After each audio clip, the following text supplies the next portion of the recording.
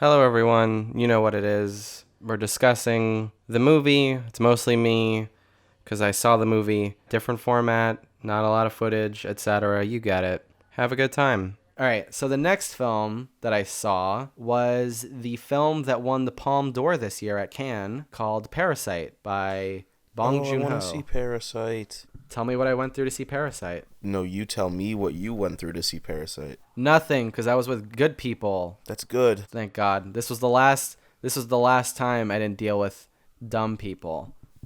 I think it was mostly because there weren't a lot of old whiteys there. So like that there was an element of that, maybe. Mhm. I don't know. Maybe it's Maybelline. This film is fantastic.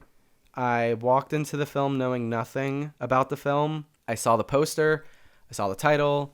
I low-key don't want you to, describe anything about the story. I'm Okay. not. I won't. All right, good. Because I also do want people to walk in, especially the next 1, 2, 3 films that we're gonna go over. I just don't look at any plot details or anything. Just try not to do that. But this film, it sort of lived up to the hype. Like, I feel like this year more so than last year, because I did see the film that won the Palme d'Or last year at the New York Film Festival, Shoplifters, and that film was good. But I don't think it should have won the Palme d'Or. Like, I don't think it was Palme d'Or worthy. But I could definitely see how this film is Palme d'Or worthy in terms of like the presentation and the aesthetic and everything. Like, it's not mind blowing. There's a lot of usage of blue and orange, which has been done to death, especially this decade. It's still good. Like, it's done well. It's not done in a derivative way. If you walk into this film expecting, like, on a presentational level to be blown away and see something you've never seen before, I think you're going to walk out disappointed. I was on the subway.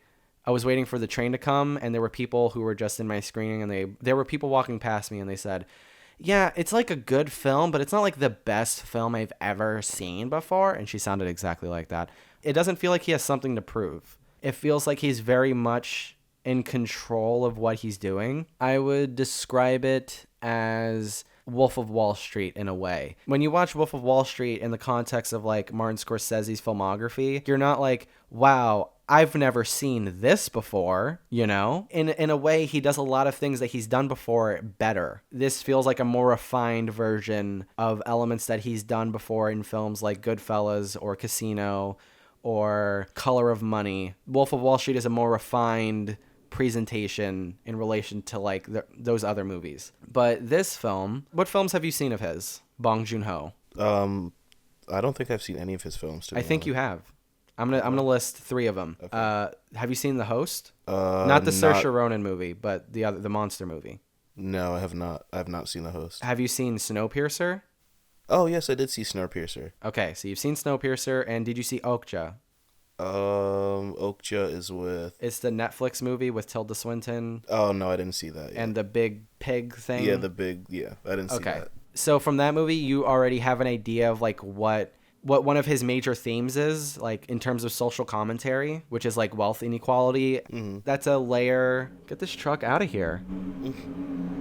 See, speaking of wealth inequality, if I was rich, I'd be in a studio where I didn't have to deal with trucks being loud. It's a metaphor. Anyway, in terms of wealth inequality, that is definitely a theme that is in the films I've seen of his. Like, it's definitely in Snowpiercer. It's definitely in Okja. And from what I remember, it's sort of in The Host. He does like to tell stories from the point of view of poor people. That is definitely an element in this film. But I think the social commentary in this film in terms of like economics and wealth inequality is so much more potent and more subtle, I would say. Because like Snowpiercer, that film is on every level. Like, there's no subtlety. And I don't think that's an insult either. Because like Snowpiercer, from every level, the further forward you go on the train, the nicer it is, the more well-dressed people are, the cleaner people are, you know, in terms of what people are eating in the back of the train versus what people are eating in the front of the train are different. Even the plot, like it's a political uprising. It's an uprising of the poor killing the rich and all that stuff. Like, it's definitely like there's no like real subtlety to Snowpiercer, and that's fine. But with this film, there is elements of it that are not subtle. Like, it's definitely telling you this is what it's saying, but the way that it goes about it is so smart. The aspect of this film that is most worth celebrating is the writing. all the social commentary and like the subtleties and all that stuff, that all comes through the writing in terms of like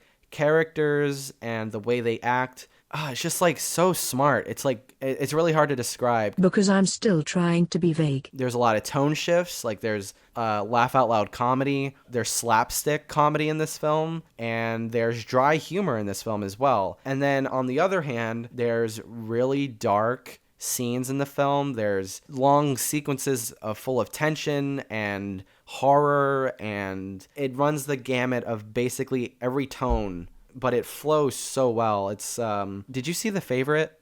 No, not yet. Okay.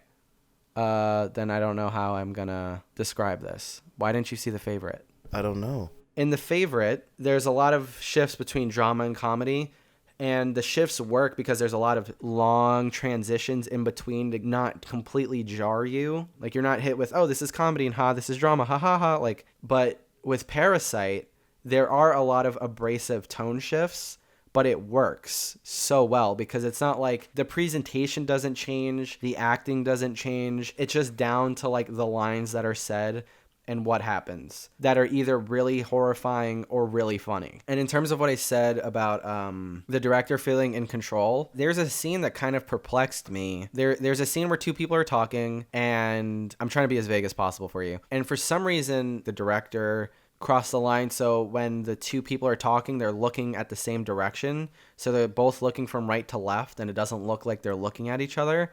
But in context of what the scene is about, it works. If it was done in any other way, in the context of most any other scene, it would have looked like it was by accident and that the director completely forgot what to do. But in this scene, like, it felt like he knew exactly why he was doing it. It's really well done. I would recommend Parasite. I have to peep as soon as I can. Go see Parasite. Did I give my score for Parasite? You said 8 out of 10, right? Yeah, Parasite is definitely an 8 out of 10. It could be a 9. I was definitely thinking about giving it a 9.